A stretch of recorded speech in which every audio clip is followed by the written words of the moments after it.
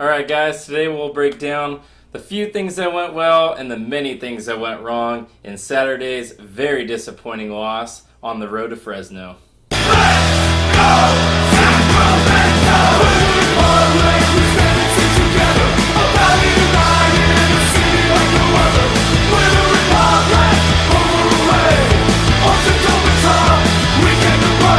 All right, guys, thanks for coming out with us today at Old Glory Red Report. Casey J and myself, Mark Anthony, we're going to break down Saturday's very disappointing home loss. I thought that going into the game, we were going to expect to see a very good performance from the team just because we did have a few extra days of rest. Thought the extra time would have the team get their bearings together and, come out and have a good fight after that disappointing draw at home against St. Louis. Your overall expectation, what did you see on Saturday night, I guess, maybe to start the game from the guys? Well, we were coming in it off of a poor run of games, and I think we all kind of have seen that we've been struggling a little bit. So I thought going to Fresno, we could actually go there and get results. It's a team that I didn't think was going to come out like they did, and we were a team that I didn't think was going to come out like we did. Really for me, I've got to say, the whole game, there's just no fight. I didn't really see, fighting for second balls. The press wasn't as good as we've seen in the past, which is disappointing. And it just seemed like there wasn't a whole lot going into this game for the team. Yeah, and I thought that when we started the game, the first part of the game I thought was our best run. Around the 20th, 23rd minute, we had a couple chances. The one that really stands out is the Villarreal shot off the post. Yeah, that was a cracker. Good shot from him. Yeah, it was a real nice individual play by him. Yeah. It didn't go in. The rebound came out. Awasa had a crack at it. He didn't hit it clean. I think it might have been deflected on the return fire. But, yeah, overall, I think that was probably our best chance of the night. It came around the 24th, 25th minute. Yeah. We had a few chances early that looked like we might get on the scoreboard. Matty Josic looked like he was a player that could get on the scoring sheet. He actually had a pretty good game amongst poor performances. Yeah, absolutely. What did you see, though? Because about the 38th minute, we give up the first goal of the game right before, I think 7 or 8 minutes before halftime. We get scored on. Can you break that down? What did you see on that play? Well, it's again our back line slipping a little bit. They get caught out just a tiny bit, but that back heel is a thing of beauty. One touches it into play to Kaffa. Kaffa, when he gets in that position, is able to score, and he does. So good credit to him. The goal was amazing. It was great build-up. Our defense should have been a little bit better on it, and we've had this issue all season, in my opinion, where they just let down for just that minute, and he gets a brilliant pass in, and we're scored on, and we're down again. And we've seen this already this season.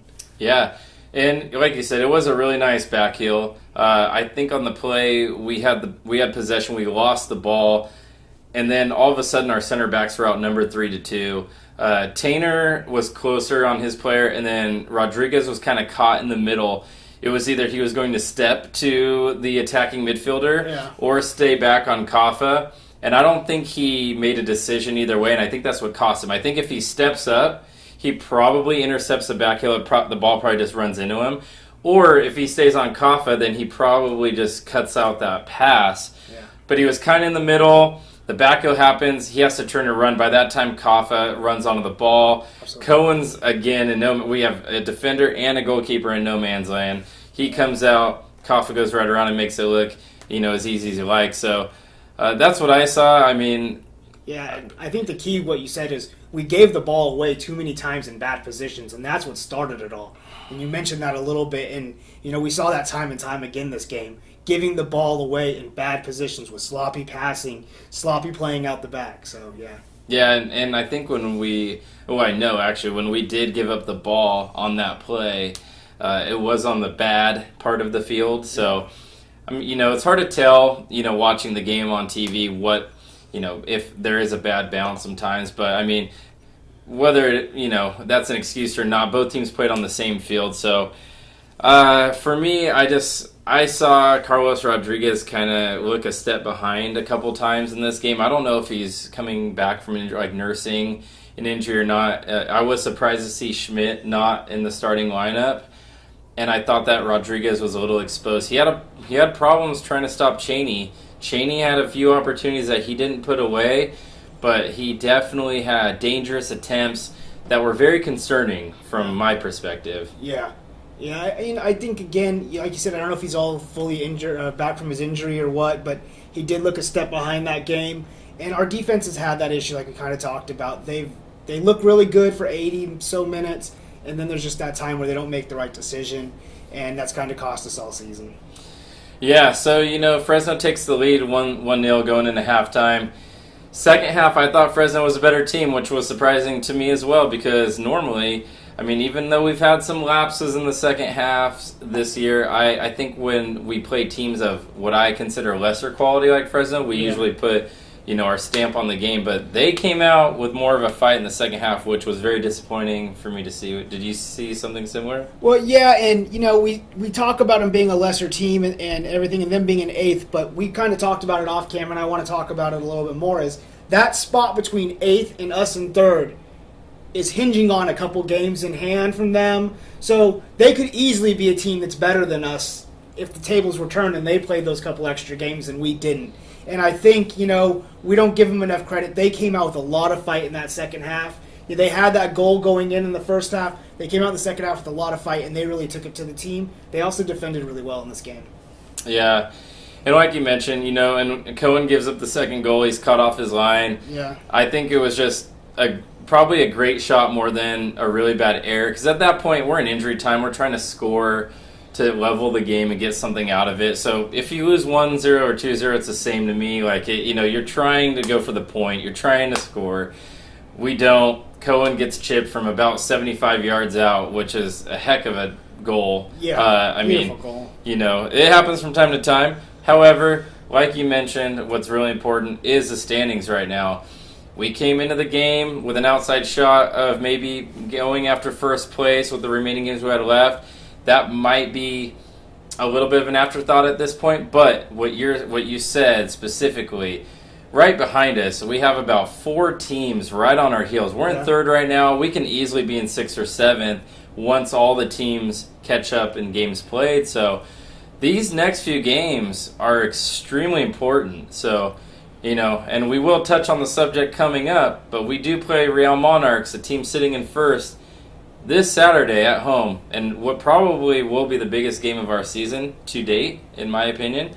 But, in terms of, the Fresno game, any other thoughts that you have? Maybe any other players that you thought stood out, or for better, for worse? Well, I think BJ had an off game. We've praised him quite a lot on this channel. He's had a very good season for us, and I don't think he was quite up to par. He had some bad giveaways in this game.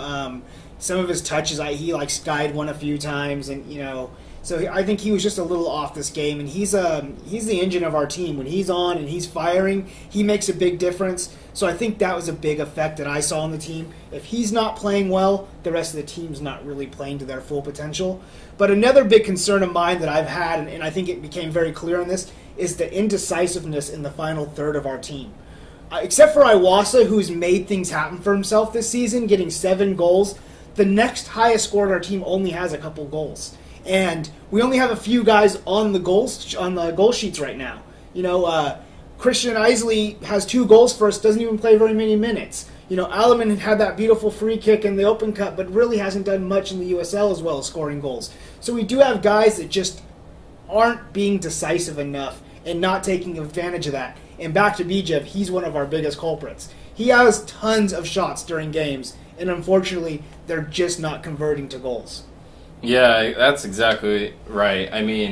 If you look at our team, we're not one of the highest scoring teams in general, but Awasa's got such a large percentage of goals and assists of our total goals. It's almost like we're either he gets on the score sheet or he assists a goal or we don't score. And pretty much. We can't be that one-dimensional, like you mentioned. Bijev, he creates a lot of chances, a lot of dangerous opportunities, but we talked about it earlier in the season. It's like his goals will start coming, but they still haven't started coming yet. We're in July now. Hopefully he just gets a run of 3-4 goals maybe this month. That would be really nice to see. But Bijev, Matty Josic, Isley, Nisha, they all have 1 or 2 goals. They all have 1 or 2 assists. So we have to find, I don't know if it's a change in formation, a change in, subs or the starting 11, but I think that it's time for Simon Elliott to kind of find a different approach, because we're starting to see a run of games where it's either Iwasa scores or, we might get a tap in from Espino or something like that, but we're not seeing other players scoring like in the run of play where they look likely to score and things like that. That's exactly what you were saying. So that's a big concern. Yeah, I also think it's a mentality shift that we've had recently. At the beginning of the game, at the beginning of the season, we were scrapping games out. We were going and getting, comeback victories 2-1 against teams. We were dragging out 1-0 fights and getting the points. We were outscoring the other team even though they were scoring on us 2-1s. We've seen that fight early on, and it just seems like in these last few games, maybe after that LA loss, we really felt the drag hit, but it was even coming before that, where we've just been in this spell where I don't feel like the team is really giving their all every time they're out there. Now, they did fight really well in the LAFC game, and I don't want to take away from a great performance that they had there, but just that kind of feeling in general, as a fan, is kind of where I'm at right now, and I'm really hoping mentally we can shift back to a winning mentality, back to getting on the field and starting from the first minute and playing to the 90th with a winning mentality.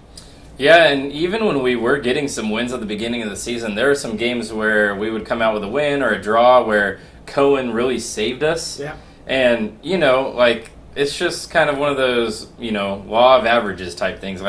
He's going to save us, but at some point he's going to give up a few goals, or our back line's going to give a few goals, and it's just I really think it's on our offense to score more goals. The St. Louis game, we scored enough to win. That's not on the offense, but like we talked about before, we haven't had any games this year where we scored 3 goals. We haven't had any games where we scored 4 goals.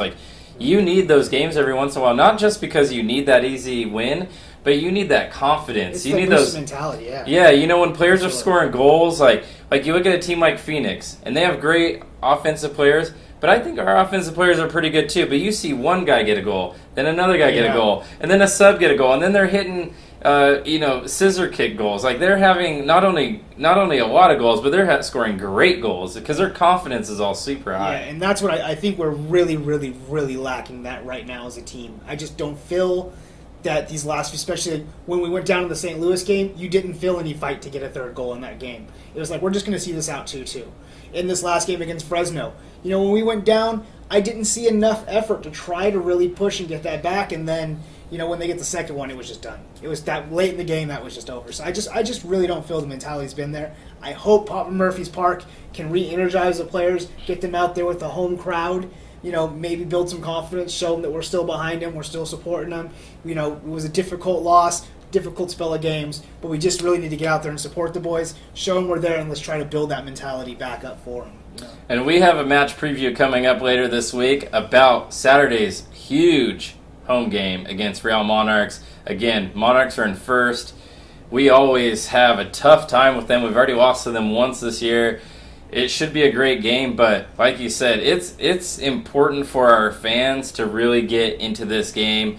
We really need to come away with a win. They also have a game before they play us this week. They play tomorrow, so hopefully that'll help. Again, guys, please subscribe to the channel if you have not already. Share our content. We just want to connect with more Republic fans like ourselves. You got anything else to add? Yeah, definitely go to all of our social media, Facebook, Instagram, Twitter. Follow us on there. We try to stay up to date with other soccer relative topics. So with the World Cup going, make sure you stay up to date with all that. We will have another World Cup video coming out soon after the round of 16 quarters are all through. We'll be coming to another one, so stay tuned for those. And until next time, right? Until next time, guys.